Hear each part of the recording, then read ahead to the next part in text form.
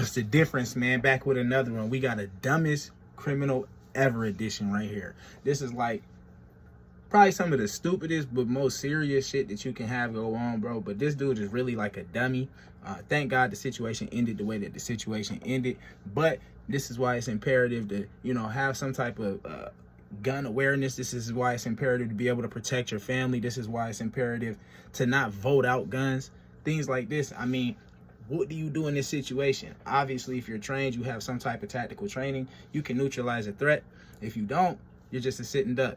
So tap in. Violence on one Hudsonville native's doorstep after he was caught in the line of fire. Harrison Fryer, a senior airman now living in Iowa, credited for his heroism for acting in the midst of chaos after a gunman began firing shots in his neighborhood. Now, Fryer says it was his military training that kicked in and his want to keep his family and his community safe. And that whole incident was caught on home security video. It was like any other evening in the Fryer household. Harrison and his wife Brielle and their kids eating dinner. We started hearing something that sounded a bit like fireworks. That's when the calm quickly turned to chaos. Those sounds weren't fireworks. They were gunshots. So Harrison, a senior airman in the U.S. Air Force, knew he had to step in. We walked down, got behind the car as she was on the phone with 911. And he then popped out of that screened-in porch. And it's almost like we just locked eyes with each other for a second. And then he raised his gun up. And I screamed, "Don't," hoping to dissuade him from shooting at us. But that didn't work, and they say he immediately started firing towards them. Don't! Upwards of about 8 times before I fired back. And I fired back 2 times, striking him once in the leg and once in the wrist. It was August 6th around 7:30 p.m. That's when Iowa Department of Public Safety. Bro fired 8 times at this dude. Like, you got horrible aim. You never been to the range. You don't know how to shoot your weapon. You've never shot your weapon before. You're obviously a bad criminal, and thank God that you're a bad criminal. But, bro, where's your skill set at, bro? My goodness. Anyways, you're shooting 8 times at someone. He holds his pistol with one hand like this, fires 2, 3 shots max, and disables you. Bro, step your game up.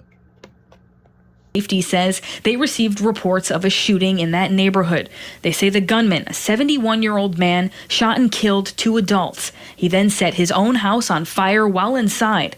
He was severely burned and died 2 days later. As we understand it from the police, they believe he intended to kill a lot more people if given the opportunity. He had like hundreds of rounds. Harrison and Brielle, 2 Hudsonville high school sweethearts and graduates of Grand Valley State University, moved to Iowa about a year ago when Harrison was stationed at a base on the border of Nebraska.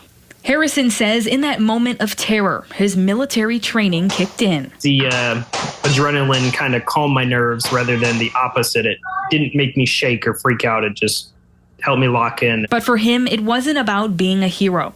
It was about keeping his family and his community safe the best way that he could. Making sure that there's nobody in the way of the line of fire, making sure that, you know, I try to keep everybody safe despite the fact that it's a crazy situation. I think I just did what anybody really should do if they're confronted with something like this, is keep as many people safe as they can, you know, be the good guy when bad stuff's happening.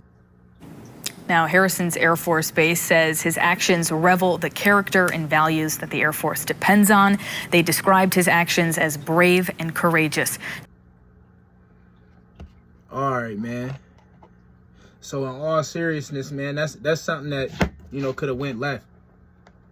This person obviously was an individual that had already killed an elderly couple beforehand, set their house on fire with them inside.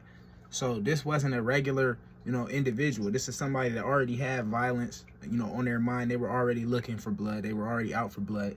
It was believed that they had intentions on killing more than just the people that residents they were at that moment. So when you take that into account, ask yourself, is it imperative for you to be able to protect yourself and your family? Does your family have any type of gun safety training, any type of, gun handling awareness? These are things that you need to think about. As times get worse in this country, we're starting to see more and more mass shootings. We're starting to see more and more killings. There's a serial killer on the loose in Houston. I mean, these things happen way more, and there's a lot of things that go on that aren't even reported on the news. It's imperative that you're able to, be aware of your surroundings and take care of your family. This situation could have ended way worse. It's funny that you shot that many times and then got disabled by 2 shots. But in all seriousness, this could have went left.